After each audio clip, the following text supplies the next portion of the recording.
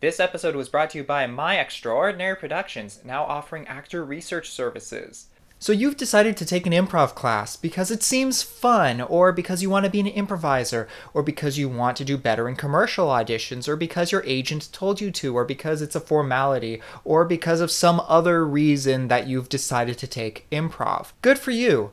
But you might be nervous. Being a good improviser means being a good listener. So even if you feel like you yourself may not be funny, you can still contribute to a scene by listening and adding to it. In fact, it's called yes and. Yes, because you agree, and because you're adding something. Now remember, you're agreeing with the situation. Whether or not your character agrees with what's going on is up to you, but you're agreeing with the situation. Let's use the scene starter. We're going to Hawaii. One option may be to say, oh, I've always wanted to go. I'm so excited. In fact, I started packing last week. Totally appropriate, yes and. Yes, I agree with the situation, and I've added the information that I'm excited for the trip. Another example could be starting with, we're going to Hawaii, and the second partner saying, I really wish you had run that by me before buying the tickets. We agree on the situation, we're going to Hawaii, but now we've learned that this other partner is not excited for the trip. That's the addition. If someone says, we're going to Hawaii, and your response is, we are going to Hawaii, that's not really a yes and, because you're not adding anything. You're just agreeing with the situation. And if someone says, we're going to Hawaii, and you say, no, we're not, we're at the precinct. Well, that's not really agreeing with the situation at all now, is it? One thing that does scare people about improv is thinking, I cannot think of an entire scene on the spot. No one's really thinking of the whole scene on the spot, and even when you are thinking of it, it has a habit of changing 3 times as you get through the scene. Here's some good news though. You don't have to already have the whole scene planned out. You can make a really small offer and still be super helpful. If you say something really simple like, hi honey, you've only said 2 words, but you've established that the 2 of you are dating.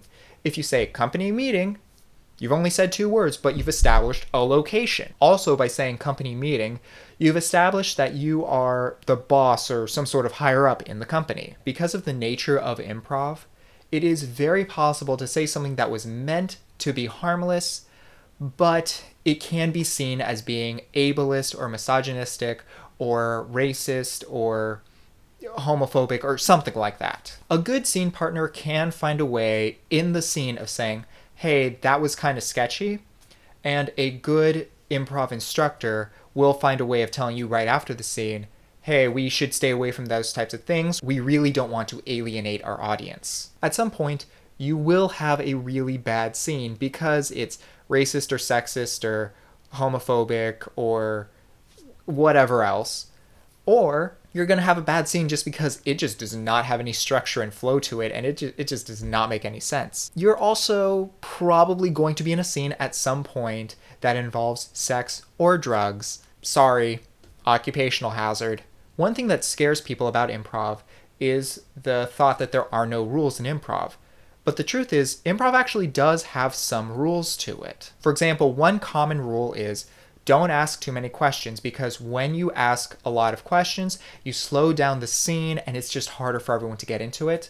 And a very similar rule is get all of the information out as precisely, as quickly as possible.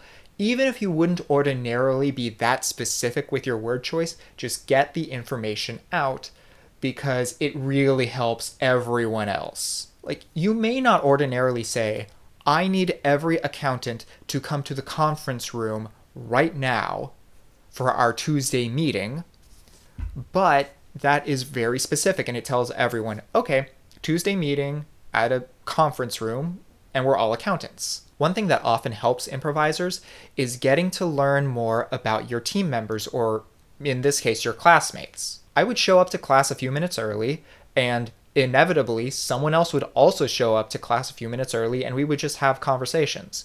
Alternatively, some people stay behind for a few minutes and just have conversations. A good chunk of doing well in improv is knowing a little bit about your team and just being more comfortable with them. When you get more comfortable with them, you're no longer 2 strangers trying to do something and stepping on eggshells. You become 2 people who kind of know each other and are more comfortable with each other and can do a few more things.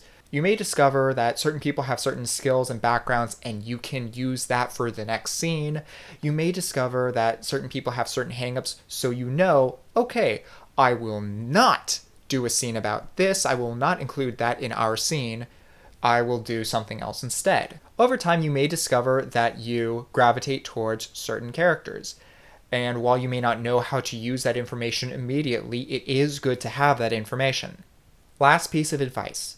It's really easy to watch your friends doing improv and then realize, oh, now it's my turn and I have nothing. The way around that is to try to plan out a little bit of your scene while someone else is doing theirs. And it takes some practice, but you've got 8 weeks. You'll figure it out. Thank you so much for watching. Be sure to hit the like and subscribe buttons. Follow me on social media. If you have a question, leave a comment, and I will see you all next time.